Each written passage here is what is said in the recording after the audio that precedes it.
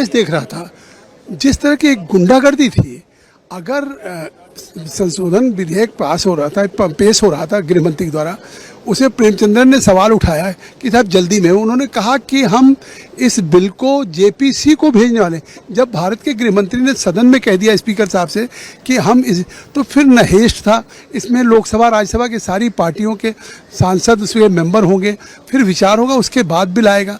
लेकिन जिस तरह से फिर कांग्रेस के केसी वेणुगोपाल ने कागज़ फाड़ना शुरू किया, पहले फेंकना शुरू किया स्पीकर के चेयर पे, फिर आगे, फिर वेल में जिस तरीके से तृणमूल कांग्रेस और कांग्रेस के और सब लोग आ गए और जिस तरह से मतलब झगड़ा करने पे आमादा हो गए, या गृह मंत्री के चेयर तक पहुंच करके जिस तरीके से किया, तो इसकी जितनी भर्त्सना की जाए, आज तो पूरी लोकतंत्र पे एक कुठाराघात है। जिस तरह से संसदीय मर्यादाओं का आज उन्होंने उल्लंघन किया।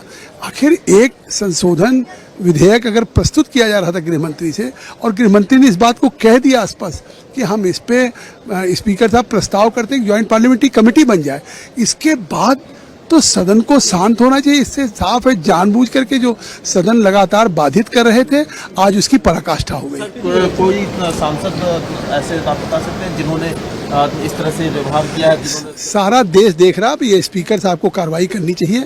जिस तरीके से गृह मंत्री के मतलब टेबल पे आ गए और जिस तरीके का मतलब वहाँ इस तरह से अगर भाजपा के सदस्य निश्चित तौर से नहीं खड़े हो जाते तो शायद कोई अप्रिय घटना भी आज हो जाती। जो हाँ, जिस पूरा सारे कागज़ फाड़ के भेज रहे तो और कागज़ फेंकते दूर से वहाँ पे पहुँच गए, और जिस तरह से जिस मतलब उसमें पहुँचे हैं, कुछ भी अप्रिय घटना हो सकती है।